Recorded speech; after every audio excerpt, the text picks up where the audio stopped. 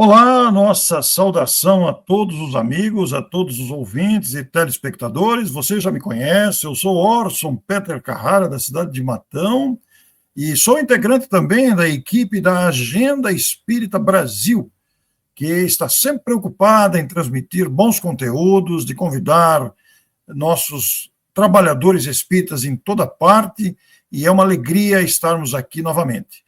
Nós vamos ter um encontro, um seminário hoje, como você viu na arte de capa, com o nosso John Harley, que é de Pedro Leopoldo, Minas Gerais, a cidade onde nasceu Chico Xavier, justamente para falar sobre vivências com Chico Xavier.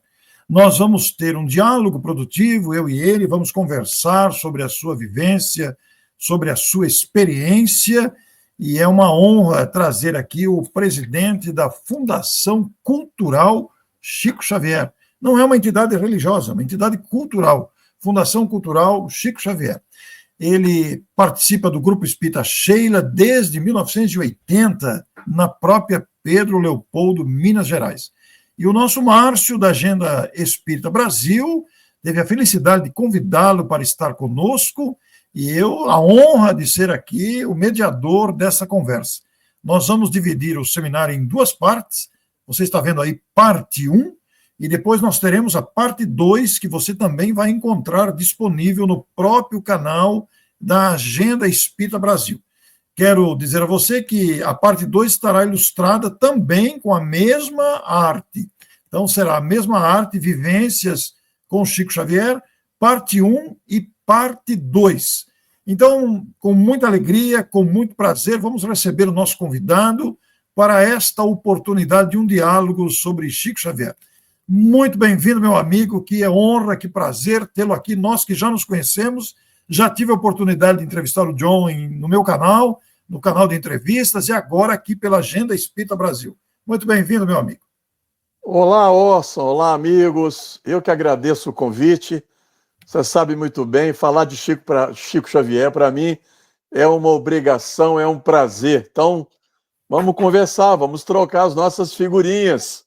21 anos de convivência aí com o nosso abençoado irmão Chico Xavier. O mais interessante da história do John é que ele nasceu em Pedro Leopoldo, depois que o Chico mudou-se de Pedro Leopoldo. Não é isso mesmo, John? Nossa, eu tenho um fato aqui curioso.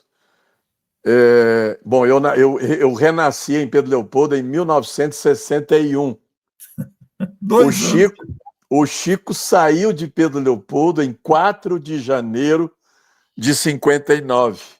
E eu brincava com o Chico, eu falei, Chico, acho que você me enganou.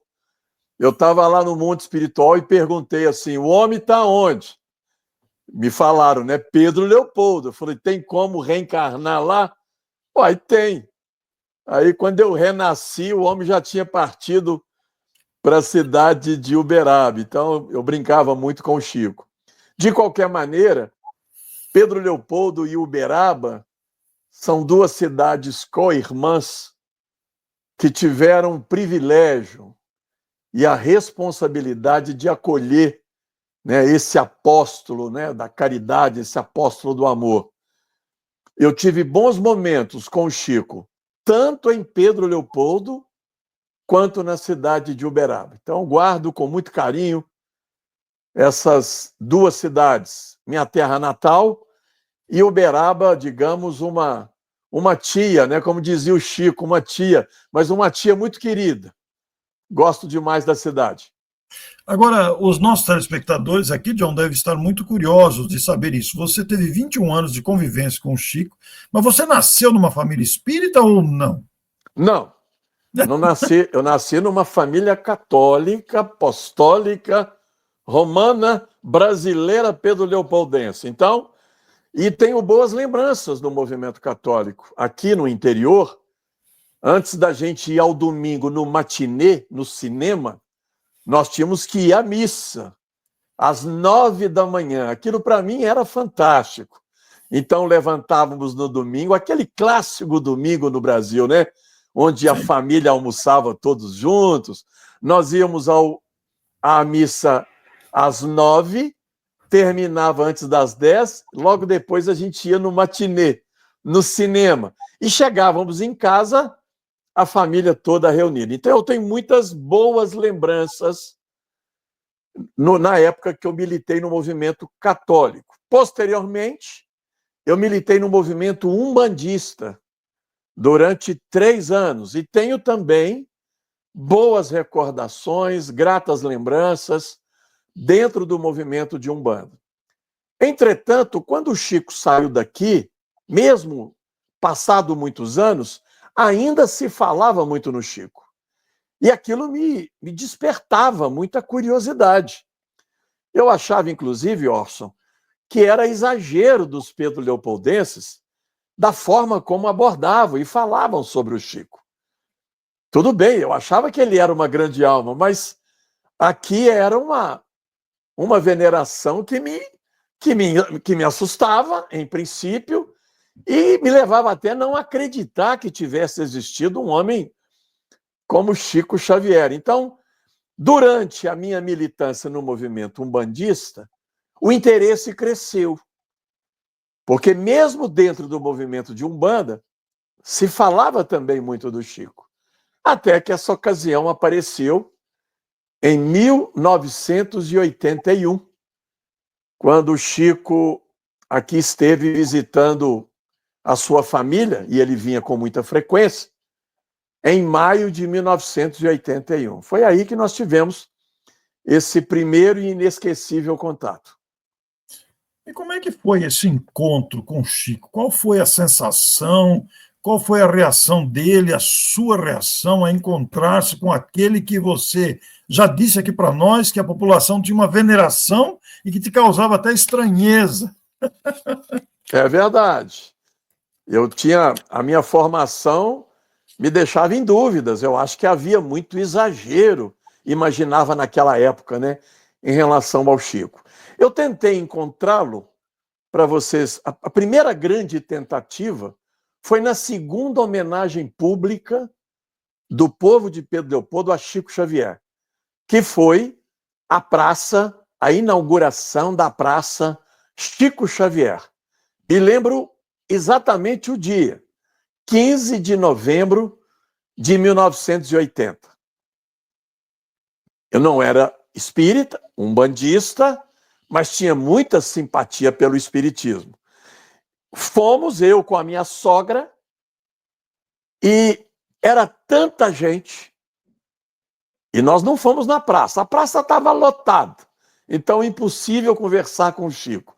Mas fomos na residência, quando ele vinha a Pedro Leopoldo, e ele ficava hospedado, que hoje é a casa de Chico Xavier, inaugurada em 2006. Também não conseguimos. Voltei muito triste, muito decepcionado. Eu imaginei, bom, outras oportunidades virão. 5 dias depois dessa tentativa, na quinta-feira de novembro de 80, eu me tornei espírita. Eu entrei numa casa espírita e, pasmem a você, Orson, numa reunião mediúnica. Bom, você já trazia a experiência umbandista, né? Mas pasmem a vocês, numa reunião mediúnica, absolutamente desaconselhado, né? Você ir numa casa espírita pela primeira vez, numa reunião mediúnica. Eu entrei nesta casa que eu estou até hoje, onde estarei completando exatamente no dia 20 de novembro desse ano, 45 anos. Eu entrei nesta casa e sabe aquele déjà vu, ou eureka, ou insight na psicologia, que eu me senti em casa. Desde esta data, em 20 de novembro de 1980, me tornei espírita e continuo, e já disse aqui aos meus familiares que nesta encarnação eu desencarno espírita. Bom, em 81, meu tio, que já tinha conhecido o Chico, ficou sabendo que o Chico estaria visitando uma das suas irmãs, Dona Cidália Xavier de Carvalho. E sabendo do meu interesse, ele me liga. Naquele tempo tinha telefone fixo, né? Hoje não temos mais. Falou, John, você quer conhecer o Chico? Falei, claro. Ele se chama Elcio, reside aqui em Pedro Leopoldo. Vamos lá, eu vou te levar lá para você conhecer na casa de Dona Cidália. Vamos? Agora. Quinta-feira, tudo programado. Eu me vesti com aquela verdadeira cara de pau, porque eu entrei na casa dessa senhora e do seu marido, Chiquinho Carvalho, Dona Cidália, irmã do Chico e o Chiquinho, sem ser convidado, viu, Orson? Entrei, o desejo era tão grande em conhecê-lo, que o meu tio entra, e quando eu entro, uma cena evangélica, impactante. Quem já leu o livro Jesus no Lar, do Neio Lúcio, o primeiro culto do Evangelho na casa de Pedro, a sensação foi exatamente essa depois que eu fui ler o livro do Neio Lúcio. Um ambiente simples, uma pequena sala, 2 pequenos sofás e muita gente sentada no chão, ouvindo Chico Xavier, né? O Chico era um contador de histórias da melhor categoria. Isso. Então, eu entro, graças a Deus, Dona Cidália, nem o seu marido manda eu retornar, né? Porque eu não tinha sido convidado para aquela reunião. Imagino que tenha trazido, naquele momento, algum desconforto, mas não falaram nada. Meu tio, eu me coloco ao lado do meu tio, do lado oposto do Chico. E ele me olhando, e eu encantado olhando para ele, muito estrábico, né? O Chico tinha um estrabismo muito forte, Sim. Enxergava pouco e, contraditoriamente, era o cara que mais enxergava, pelo menos dentro do nosso movimento. Ele me olhava, eu olhava, queria ficar mais tempo, mas, lamentavelmente, uma companheira que foi conosco, comigo e com o Elcio, precisou de sair. E o Elcio tinha que acompanhá-la. E eu também não podia ficar. Fui me despedir dele. E ele, seu pai, sua mãe, seus avós. Ele reconheceu os meus avós, sobretudo minha avó, porque meu avô morreu muito cedo, em 1951. E nos despedimos. Um abraço ali, nos despedimos. Na segunda oportunidade, depois dessa, que ele retorna à casa da irmã, meses depois, para minha surpresa, o sobrinho neto me liga dizendo: o Chico quer te encontrar novamente na casa da irmã dele, Dona Cidália.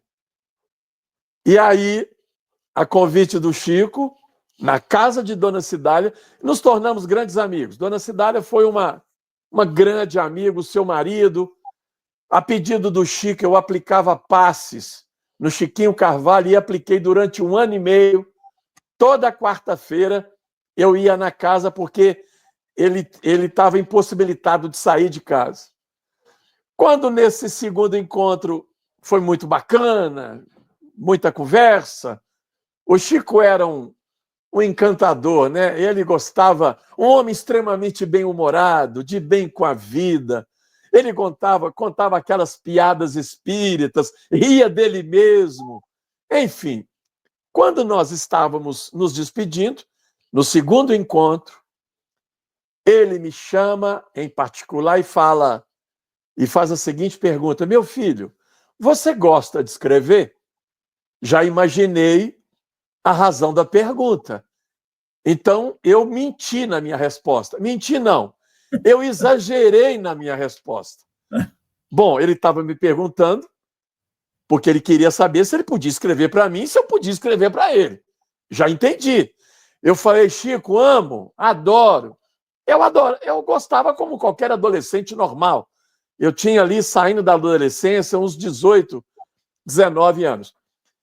Posso escrever para você? Falei: mas é claro, Chico.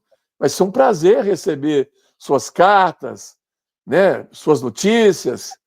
E ele me pergunta: se você quiser escrever para mim, olha, Orson, Isso eu coloquei no meu segundo livro. Se você quiser escrever para mim, meu filho, me escreva desta maneira. E eu escrevia para ele, nesses 21 anos de convivência, da seguinte maneira: Francisco Cândido Xavier e Chico Xavier. Do jeito que ele pediu. 56, tracinho, caixa postal, tracinho 56, 38.100, não tinha os outros 3 zeros, como tem hoje, Uberaba, Minas. Mantivemos, portanto, durante 21 anos, essa correspondência entre livros que eu recebi, entre cartas, algumas delas eu vou publicar no meu terceiro livro, pelo Grupo Candeia, cartões, só de livros, Orson, e eu catalogava tudo, eu recebi 132 livros autografados pelo correio. Ele mandava diretamente para você. E eu tinha tanto receio de não desviar, que eu aluguei uma caixa postal. Na época, nós alugávamos essas caixas postais. E me lembro do meu número. A minha caixa, a do Chico, era 56. A minha era 142. Então, as correspondências iam direto para a caixa postal e regularmente eu ia ao correio para pegar essas correspondências. Então, durante 21 anos, trocamos essas cartas, livros, enfim, histórias. Mas antes de você falar do conteúdo das cartas, essa troca epistolar, que é muito gratificante isso, porque é uma delícia receber uma carta, né? Até hoje, apesar de nós termos diminuído a correspondência via correio, hoje é tudo virtual, mas é gostoso receber um pacote, uma informação de um amigo querido, né? Além da correspondência por carta, você conviveu também presencialmente com ele nesses 21 anos.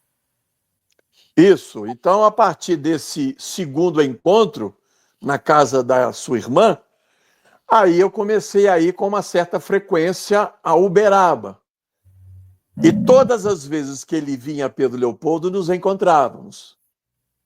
E só não ia com mais frequência a Uberaba porque eu era estudante.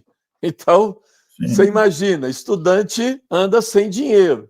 Qual a distância entre o Pedro Leopoldo e Uberaba? 525 quilômetros. Nossa, mas é longe.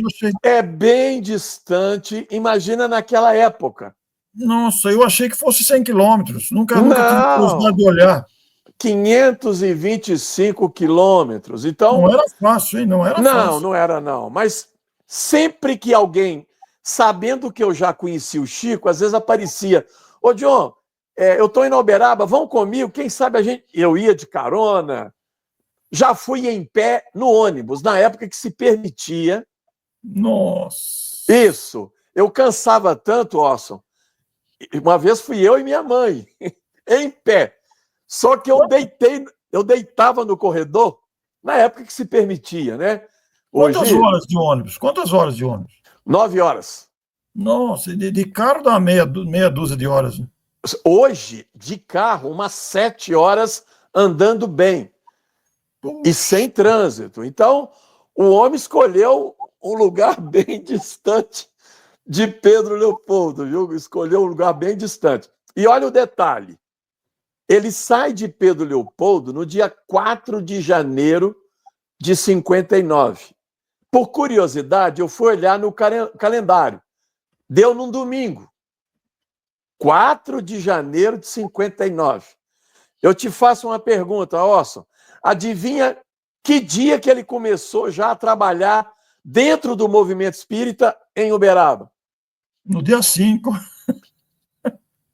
Exatamente. Eu fico imaginando a gente mudando de uma cidade para outra. 500 quilômetros. Quanto tempo que a gente levaria para colocar as coisas em ordem e dar continuidade na nossa tarefa doutrinária? O Chico sai no domingo. Na segunda, em torno de uma cisterna, porque a Comunhão Espírita Cristã não tinha sede, a sede só ficaria pronta em abril de 1961.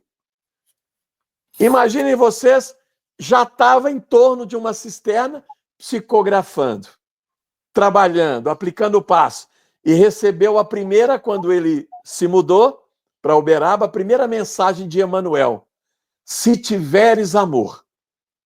Porque a saída não foi uma saída fácil, por diferentes razões, principalmente as acusações do seu sobrinho. Então, mas já chegou, e missionário não perde tempo, né? Já recomeça o seu trabalho. Agora, John, você falou das cartas que vocês trocaram durante 21 anos. Você falou da quantidade de livros que você recebeu pelo correio. Você chegou a contar quantas cartas você recebeu dele? Tem esse número? Não, em relação às cartas, eu não tenho. Tem algumas questões muito curiosas.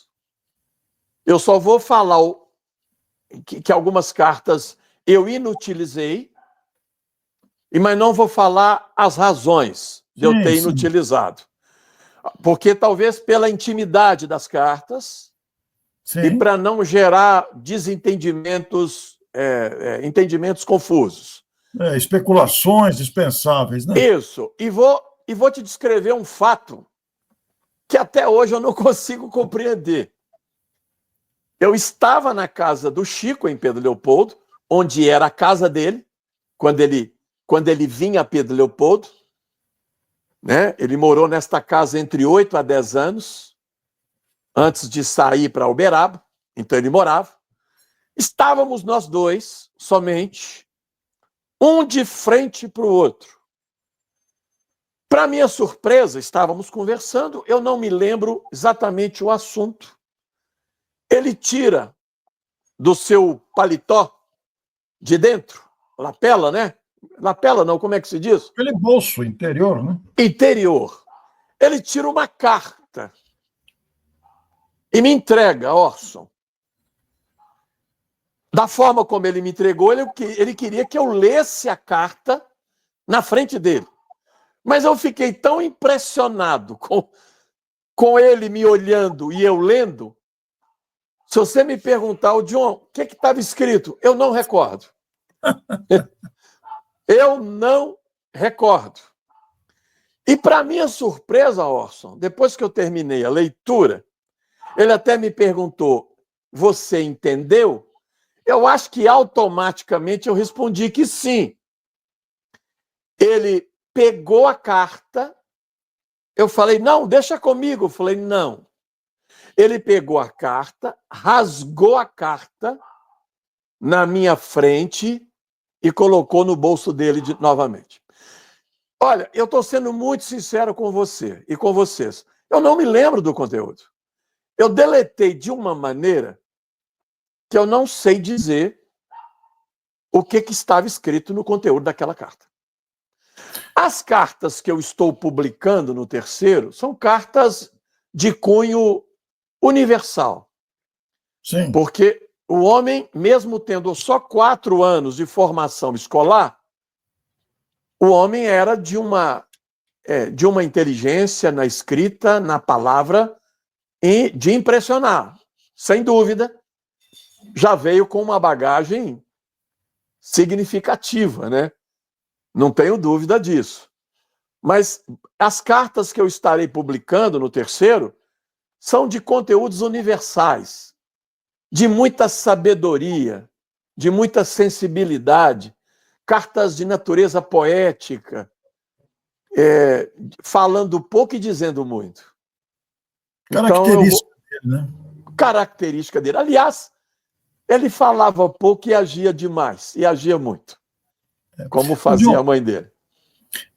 Eu acho importante você citar sobre as motivações dos 2 livros já publicados, uma vez que você está preparando o terceiro aí, né?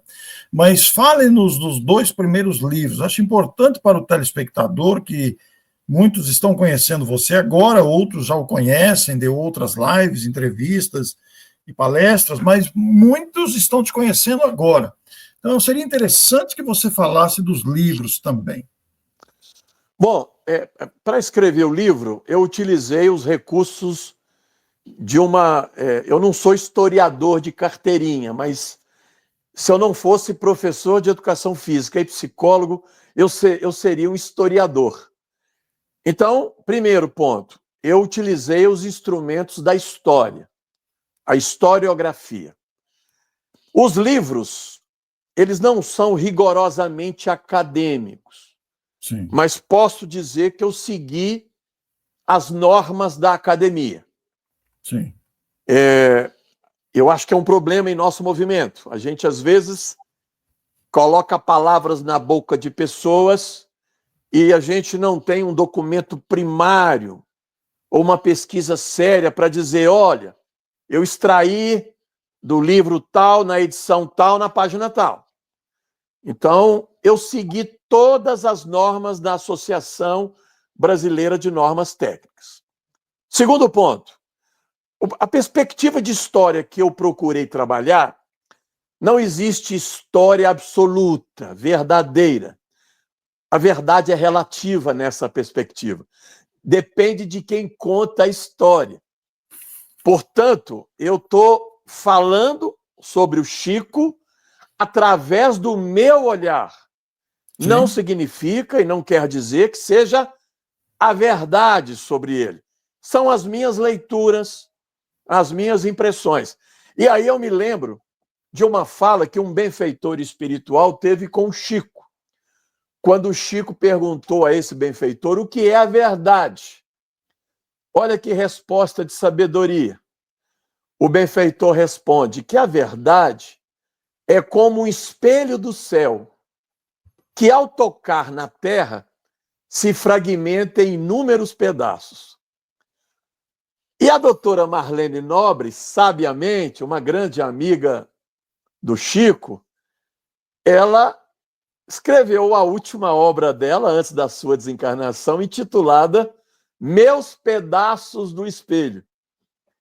Portanto, são os pedaços do espelho dela, e nas dessas duas obras, que já foram lançadas, que eu lancei, são os meus pedaços do espelho. Importante você destacar isso para o telespectador, porque é uma visão que normalmente não se fala. É verdade, é verdade. A verdade é relativa, eu tenho dito isso constantemente. A minha verdade pode não ser a sua e vice-versa, né? Então, a verdade nossa muda, né, Harley? Sem dúvida. Com a maturidade, a verdade da gente muda. É muito importante você falar isso. E é interessante que dentro da história eu utilizei 3 recursos metodológicos. A obra não é rigorosamente acadêmica, porque senão ficaria muito chata. Nada contra a academia. Eu tenho formação em especialização, em mestrado, e comecei um doutorado, mas não terminei. Eu utilizei 3 recursos metodológicos. A pesquisa bibliográfica. Eu procuro ler tudo sobre o Chico. Tudo que se lança no mundo editorial, eu tenho interesse em conhecer. Seja concordando, discordando, não importa. Eu procuro não ter juízo de valor e procuro ler e reter sobre tudo. Segundo, a pesquisa, os depoimentos. Depoimentos antigos e depoimentos de pessoas que conviveram com o Chico. Então, utilizei muitos depoimentos. E aí você pega o documento primário, que é o documento escrito, e faz uma relação com os depoimentos. Nem sempre uma fonte sozinha é suficiente para você fazer uma afirmativa. E o terceiro, as fotografias. Fotografia eu acho que deixa o livro mais leve, mais poético. Né? A tal de uma imagem vale mais do que 1000 palavras. O que me chamou, portanto, nessa pesquisa? Fala-se muito do médium nas biografias e fala-se muito mais do mito Chico Xavier. Eu não quero discordar de nenhuma dessas versões, mas o que mais me chamou a atenção em Chico Xavier foi a sua humanidade. Um ser humano de carne e osso. Sofreu, chorou, sorriu, amou, trabalhou, desejou, como qualquer um de nós. Que beleza, né? Mas que deu tanto sentido à sua humanidade que parecia alguém não humano. Mas não, ele era de carne e osso. Sentia dores como qualquer pessoa, né? Errou, acertou, naturalmente que acertou muito mais. Mas mudava-se de opinião, qual o problema? Tínhamos discordância. Eu acho, Orson, que a minha amizade com o Chico tenha dado certo, porque na época eu tinha 18 para 19 anos. Ele tinha 71 anos, nós estamos falando de 1981. Eu imaginava que não daria liga, né? Porque são dois universos muito distintos. Sim. Mas eu acho que deu certo pela forma como eu o tratava, respeitosamente, mas humanamente. Então, eu acho que ele gostava e gostou. E mantivemos essa amizade, só foi interrompida com a sua desencarnação em 2002. Você chegou a visitá-lo, inclusive nos momentos da enfermidade mais difícil, você esteve com ele também fisicamente? Passou por todas as privações que passa um idoso em seus 92 anos de idade. Esquecimento, fragilidade. Já estive com ele uma ocasião e ele não se lembrava de mim. Ah, é? Não se lembrou. Eu tenho a minha Aconteceu. mãe. Minha mãe está completando 89 anos. Ela já não se lembra. É natural, isso é humano, sem privilégio. E o Chico achava que eu era o enfermeiro dele. Ele me chamava assim, o último enfermeiro que trabalhou com ele se chamava Sidney.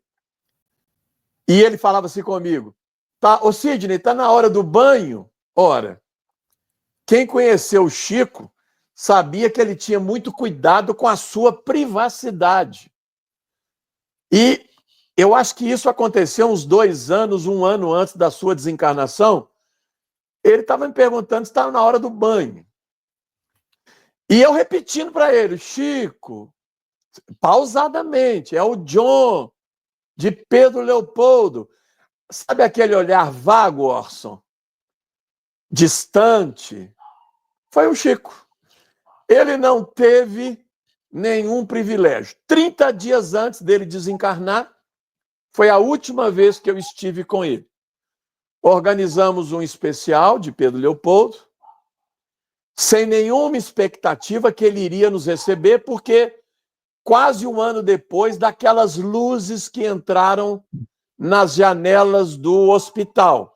Ele teve uma moratória, mais uma moratória, sem dúvida nenhuma, e viveu por mais 1 ano. Então, no dia 30 de maio de 2002, 30 dias antes da sua desencarnação, fomos no Grupo Espírita da Prece, sem nenhuma expectativa que lá ele estivesse.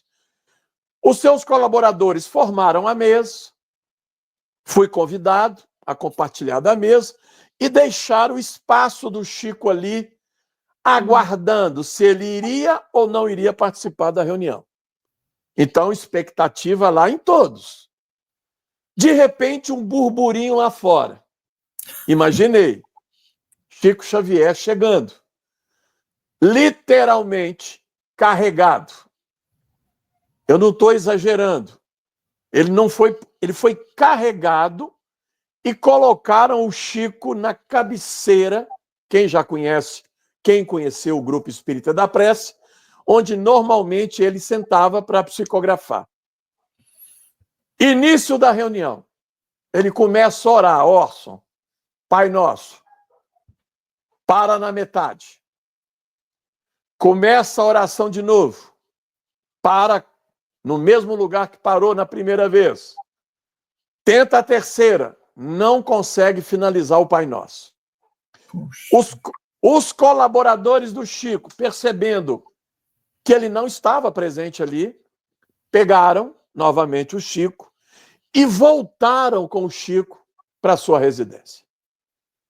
Orson, para quem conheceu aquela alma vigorosa, lúcida, quase que surtamos. Eu quase surtei. Imagino. Pô, eu fiquei assustado. E a partir dali eu falei, gente, se esse homem fez o que fez e não teve nenhum privilégio, quem somos nós? Pelo fato de participar de uma reunião ou outra, de participar de uma colaboração ou outra, achando que nós somos portadores de privilégio? Ora, Chico Xavier passou por todas as privações que passa um idoso, sendo considerado por nós um fiel servidor do Cristo. Quantos exemplos contidos nessas experiências, né, John? Porque, como você ressaltou aí mais de uma vez, não teve privilégios, passou por todas as privações de um idoso, inclusive o esquecimento de não conseguir continuar a prece, de não reconhecê-lo como amigo de tanto tempo, né? Demonstrando que ele viveu como vivem todos aqueles que envelhecem no corpo e as forças físicas se esvaem, né? Uma experiência, como você muito bem falou, uma experiência humana. Então, já um até personagem... me questionaram, Orson, se eu estava desqualificando o Chico falando da sua humanidade. Eu falei, não, ao contrário. Eu quero dizer que ele, sendo igual a qualquer um de nós, olha o que esse homem fez, olha o sentido que ele deu à vida. Quando o homem atinge a plenitude do amor, como dizia Mahatma Gandhi, poderá modificar milhares de corações. Olha o que esse homem humano, ele não vivia no Monte Olimpo, era um homem com as suas carências, com as suas virtudes, com as suas lutas íntimas, mas que perseverou tanto no bem que me lembra aquela recomendação do Cristo. Aquele que quiser seguir-me, tome a sua cruz e siga-me. Então, a recomendação é para todos nós, né? Então, meu amigo, quase surtei lá no dia, porque a mente era muito... O Chico tinha uma lucidez, uma memória prodigiosa. Ele conseguia recordar boa parte dos endereços.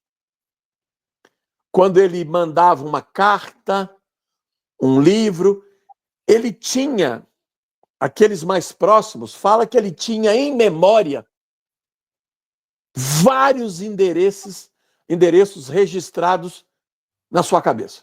Com CEP, diga-se de passagem. Com CEP, sem os 3 zeros, né? Porque não tinha os 3 zeros, né? Agora, nossa, você imagina o Chico hoje com as redes sociais. Nem diga, nem diga. Ia ser um estrondo, né? Ô, John, mas mostra os livros. Eu acho que você precisa mostrar os livros aí para o telespectador. Os 2 que você já publicou. Bom, o primeiro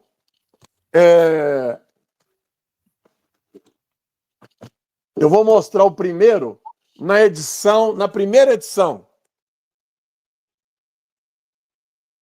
Foi lançado em 2010 pela editora Vinha de Luz, aqui da cidade de Belo Horizonte. Uma garça, diríamos, triste não, mas uma garça solitária, como são as grandes almas no campo da ciência, da filosofia e da religião. Uma alma incompreendida. Imaginem vocês, meus amigos, Pedro Leopoldo, início do século passado. Nem se chamava aqui o município de Pedro Leopoldo. Era uma vila, Vila Cachoeira Grande, ou Cachoeira das Três Moças. Imagine aquele estranho e bondoso menino andando pelas ruas de Pedro Leopoldo. Incompreendido.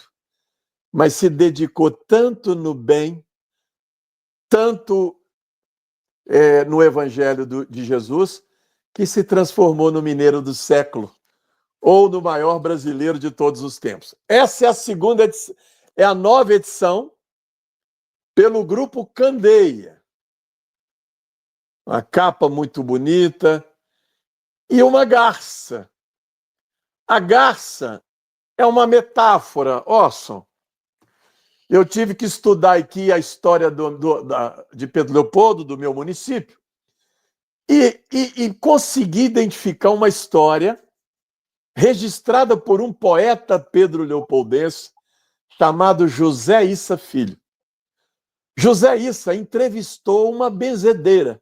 Dessas benzedeiras famosas do interior do nosso país, chamada Satomásia.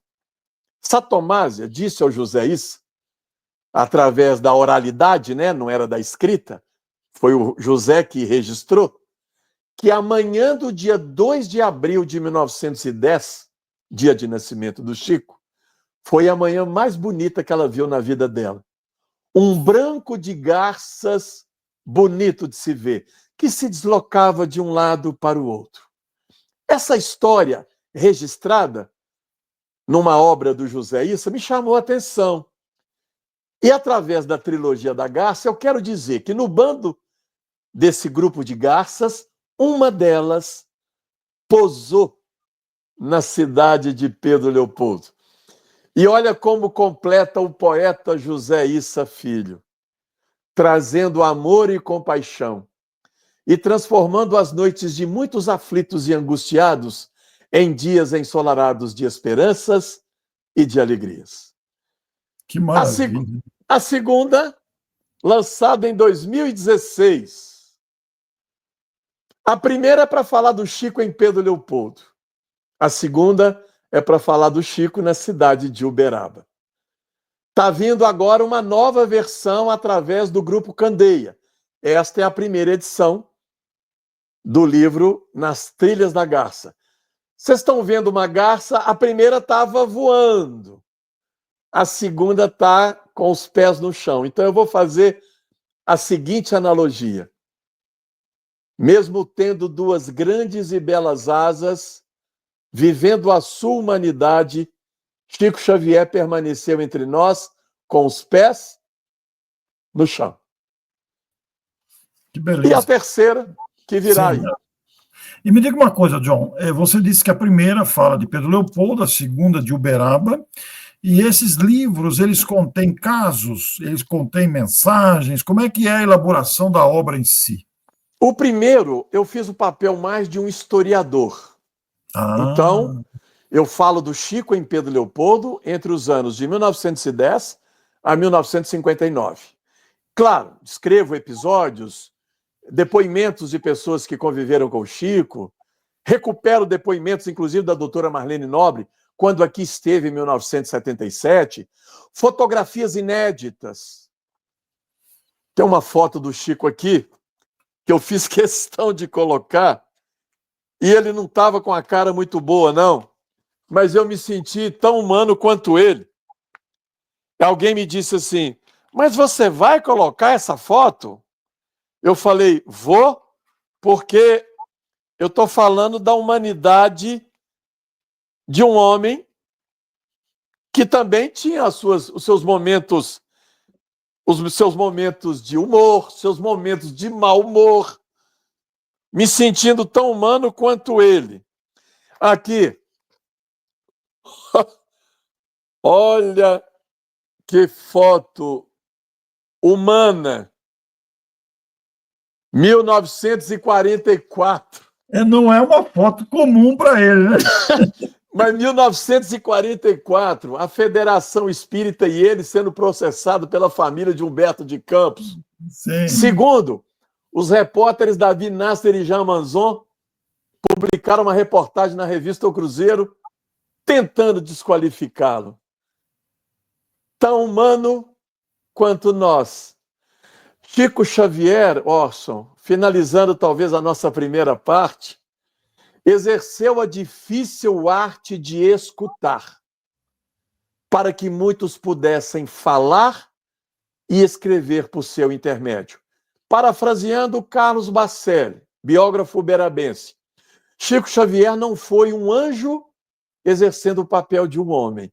Ao contrário, ele foi um homem do mundo e no mundo exercendo o papel de um anjo. Olha o trocadilho que é diferente. Não é um anjo exercendo o papel de um homem, ele foi um homem de carne e osso exercendo o papel de um anjo.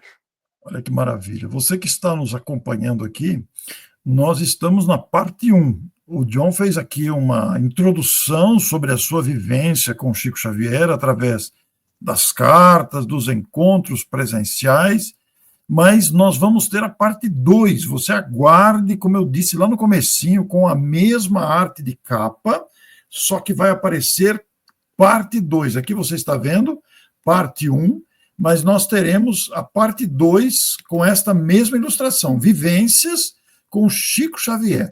Agora, John, para criar aqui uma expectativa para quem está vendo a parte 1 e buscar a parte 2, que vai ser exibida depois da parte 1, naturalmente, e depois que ambas tiverem sido exibidas, estarão ambas disponíveis aqui no canal da Agenda Espírita Brasil. Você vai contar casos na parte 2 apenas para criar essa expectativa a quem está nos ouvindo. Vou contar algumas histórias engraçadas, algumas histórias tristes e histórias inusitadas. Inclusive, no segundo livro, eu estou dando liberdade a quem está me vendo e ouvindo para duvidar. Porque eu confesso, algumas histórias, se não fosse o Chico que tivesse dito, sinceramente, eu teria alguma dificuldade em acreditar. Mas deixo aí a todos, ao telespectador, a todos que estão me vendo e ouvindo, para usar dos rigores recomendados pelo nosso codificador Allan Kardec. É preferível rejeitar 9 verdades do que aceitar uma mentira. O John, me diga uma coisa, muitas pessoas que estão ouvindo podem se interessar pela aquisição do livro, dos livros, aliás. O primeiro deles já está disponível pela Candeia, né? E o segundo já está disponível ou ainda não? Eu ainda tenho alguns exemplares da edição anterior. Sim. Você tem o meu número, que é um número de WhatsApp. Sim. O primeiro, Candeia. Então, só acessar a Candeia e podem lá solicitar. O segundo, eu ainda tenho alguns exemplares. Quem tiver interesse, só me mandar via WhatsApp e a gente combina a forma de enviar pelo correio no endereço indicado. Você nos autoriza, então, a fornecer o WhatsApp para quem fizer contato conosco, né? Perfeito. Sem problema. Perfeito. Então, nós vamos encerrar aqui a parte 1, mas você fique atento que o Márcio, da Agenda Espírita Brasil, programou a parte 1, a parte 2 em datas diferentes, e você vai encontrar isso no canal do YouTube da Agenda Espírita Brasil, parte 1, parte 2. Nós continuamos a conversa, como disse o John agora, contando casos tristes, engraçados e instrutivos. E para encerrar realmente, John, você disse em algum momento aqui, agora para encerrar mesmo a parte 1, que o que mais te marcou foi a humanidade do Chico, né? Nesses anos todos de vivência, destacando a humanidade do Chico, o que você diria do Chico hoje? Chico, ele vivenciou a máxima do Evangelho, do amai-vos uns aos outros como Jesus nos amou. Significa dizer, Orson, amar o outro do jeito que ele é. Do jeito que ele é, e não do jeito que eu gostaria que ele fosse. Significa dizer, amar o outro independentemente da sua orientação religiosa, independentemente da sua orientação sexual, e em tempos de polarização em nosso país, independentemente da sua orientação política. Amar é amar, sem exigir do outro absolutamente nada. Muito obrigado, John, e nos vemos daqui a pouco na parte 2 que você vai encontrar aqui no canal do YouTube da Agenda Espírita Brasil. Até lá e muito obrigado a todos vocês que nos acompanharam. Um grande abraço.